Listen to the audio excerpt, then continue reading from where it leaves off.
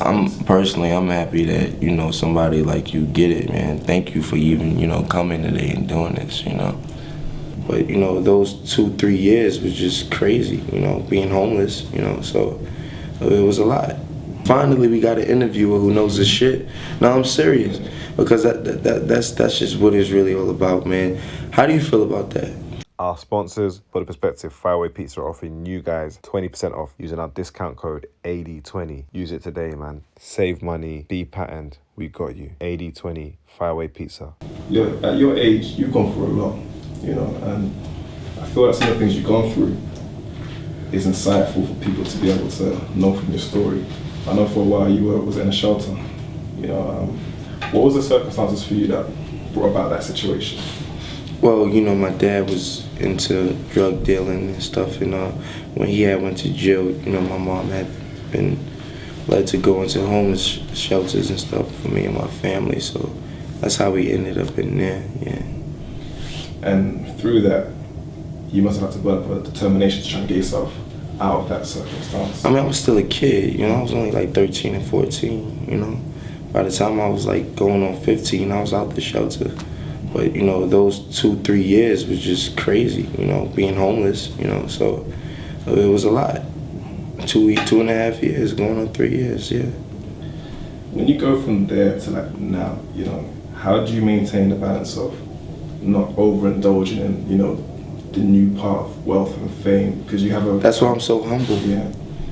Because I know what it's like to not have any of it. I know what it's like to be at home watching Bow Wow on 106 in Park, to actually not being able to watch yourself getting interviewed by Bow Wow on 106 in Park. I know what it's like. You know, I'm too busy to watch when I get interviewed by him now, but when I was a kid in the shelter, I used to watch him on there as a kid. You know, it's a show in America on BET. And I know the difference. I know what it's like to not have. I'm a chill person. I mean, you know, I be chilling. It's not really about the fame and all that. That's a plus. The fame, the money, the money's good. You know, the fame, the money, the girls, that's a plus. The fact that I'm actually talented and I'm making music, you know, and I'm inspiring people is what really gets me going. Inspiration, because some things need changing. Talking about that, Suddenly, like that's one of my favorite tracks. Thank you. You know, you have good taste, my friend. Very rare. That is very personal. You know, can you tell me, like, when you first wrote it? You know, obviously the concept is obvious, but you know, when did you first put it down in the studio session? Yeah, I didn't write that one. I co-produced that, by the way, and I just wanted to speak what was real. Honestly, I just wanted to tell it like it is. You know, being honest, I swear this famous shit just happened overnight. It's like the hoes are so uptight, but now they all polite. It's the truth. You know, and not to say that before this we didn't have good times. It wasn't like life was just bad for me until now. I'm lying. I had good times. It's life. Everybody has ups and downs. Even now I'm gonna have ups and downs. It might be different. It might be different due to circumstances, but nonetheless, being a human being, you're gonna have ups and downs. It's just things you can't prevent. You know, so I just take it one day at a time, man. I don't know it all, and you know, life is full of wisdom, and I'm trying to gain as much as I can, and I'm just trying to stay positive for the most part, you know? I see you as someone that's really, I think you speak well, you know, and it's obvious that there's more to you than what people may term as a rapper. Thank you. You want to bring people together. I do. You know, and you want to... I want to bring different colors, different backgrounds. I do. I'm glad you get that message. Finally, we got an interviewer who knows his shit. No, I'm serious, because that's just what it's really all about, man. How do you feel about that? I mean, I think it's necessary because, you know, there's so much segregation that at a point we have to start trying to change or readdress some of the things that are going on now. And for someone like you in your position, you're able to... People are going to listen to you, you know. So obviously the album, I love. but it's more so your message, you know, what you're saying. You my brother, you my kin, fuck the color of your skin. Exactly. And you make colorless music, and you know, and we need that because I think just finding out how, like in America, the segregation is being well documented. Over here, it's a bit different, but we can look at you and say, look, you're taking a stance. You didn't have to take that stance. You could have just said, I'm just gonna, you know, be ignorant. But when you speak, you're trying to address things like sexuality, fashion, and that's why I thought it really is a movement, which is what you're doing. So personally, I'm happy to even have the opportunity to speak to you about this. Well, I'm happy that, you know, somebody like you get it, man. Thank you for even, you know, coming today and doing this, you know. Going on from that, like I said to you before, we have like a deeper song segment, okay? It could be any track that you've created so far, and if you can explain to us the meanings behind it, you know, if you want to quote some of the lyrics to give an understanding to the viewers, yeah, you know, what you were thinking when you created the particular track.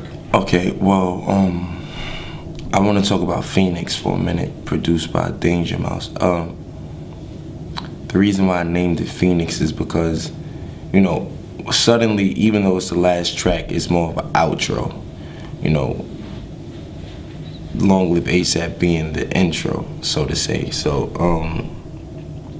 with Phoenix, it was like, the name of the album is Long Live ASAP.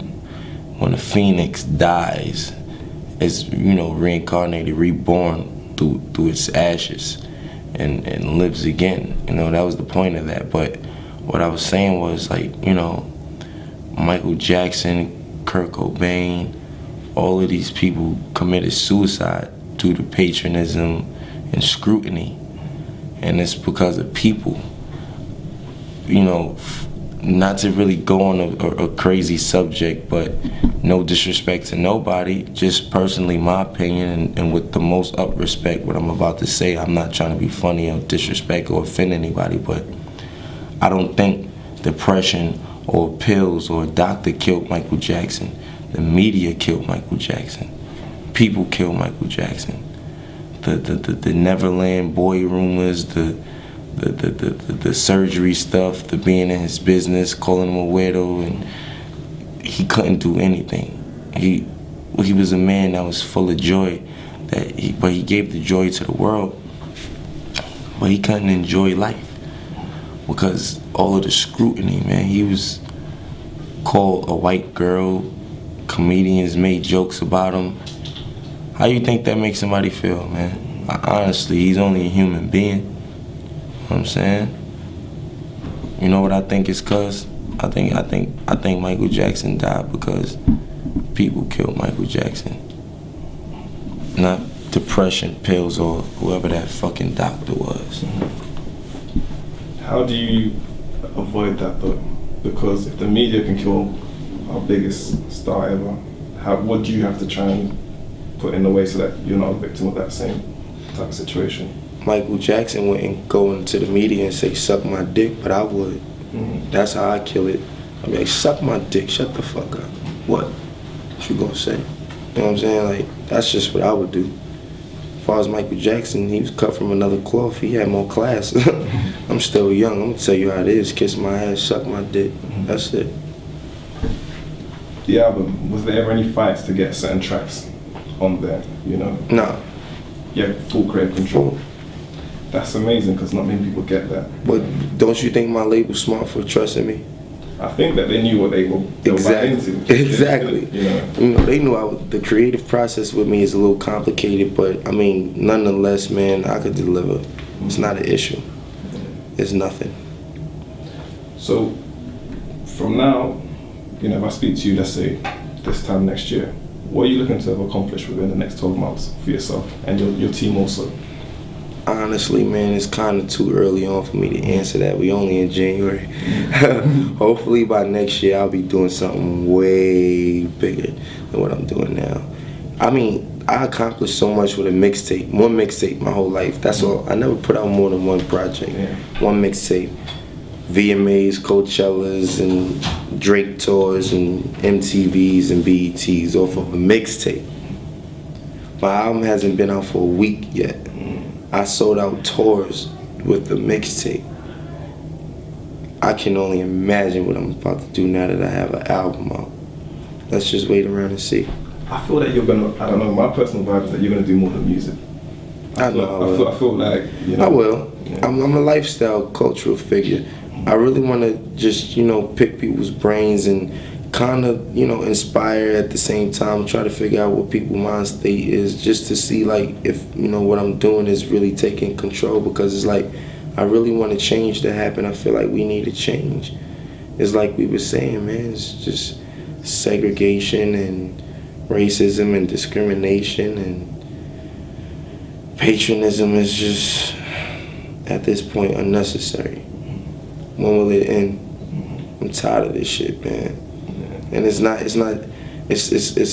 just hip hop. It's not just music. It's not just the young kids. It's all over. You would go through the airport, find racist people. You would go different countries, find racists. It's all there, man. That shit is sickening.